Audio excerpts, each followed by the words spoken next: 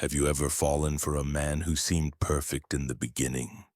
Charming, attentive, passionate, like he was everything you ever wanted.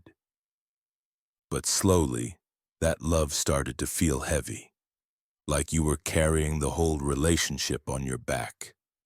One moment he makes you feel like the most special person in the world. The next, he tears you down until you don't even recognize yourself. That's not love. That's toxic men's love psychology, a game of control disguised as passion. In this video, we're going to break down the dark psychology toxic men use, why their love feels addictive, and most importantly, how you can break free from their grip and reclaim your power. Stay until the end, because once you see the patterns, you'll never fall into them again. The mask of charm. Toxic men rarely show their true selves in the beginning. Instead, they wear a mask. They study you. They figure out what you want, what you're missing, and what you crave. Then they give it to you, at least for a while. This is called love bombing. It's when someone floods you with affection, gifts, and promises so quickly that you don't have time to question if it's real. At first, it feels like destiny. Finally, someone who gets you, someone who sees your worth. But here's the truth. It's not about love. It's about control. Love bombing is designed to hook you fast, because once you're invested, it's much harder to walk away. The switch. After the love bombing comes the shift. The messages slow down. The compliments fade. Or worse, the criticism begins. One day you're his queen, the next you're too much, too sensitive, too needy, too dramatic. This push and pull isn't random. It's a tactic called intermittent reinforcement. The same psychology that keeps gamblers addicted to slot machines. Think about it. When a gambler sits at a slot machine, they never know when they'll win.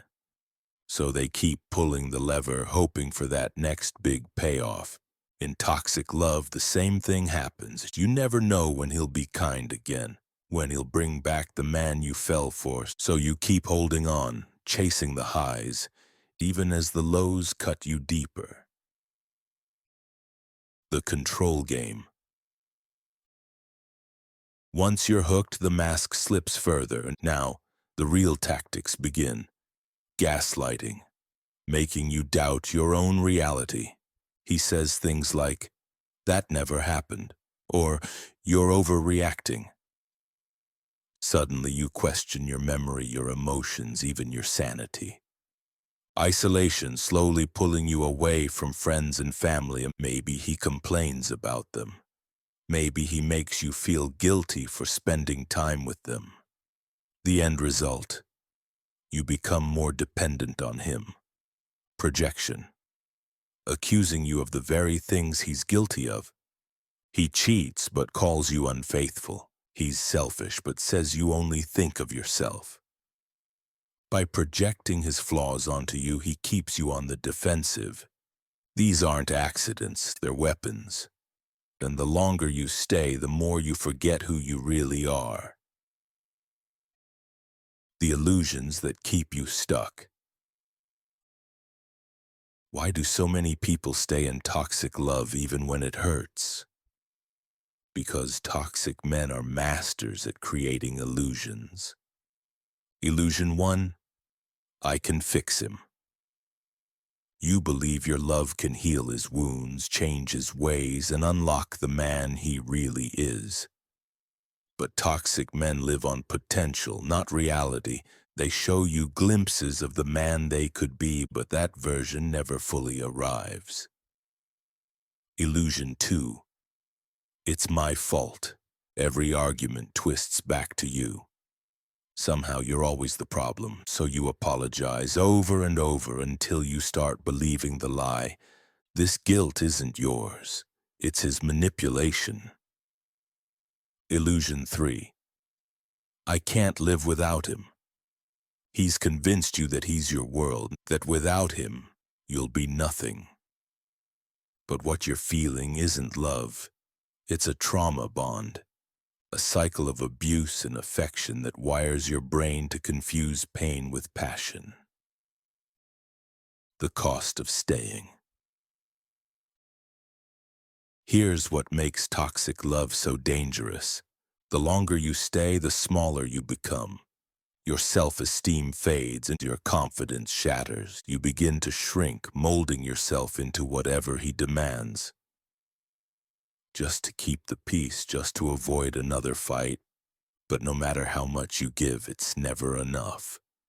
Because the goalpost keeps moving, and deep down, you know it. How to break free. Breaking free isn't just about walking away, it's about reclaiming the power that was always yours. Here's how you start. 1. Reconnect with your reality. Keep a journal.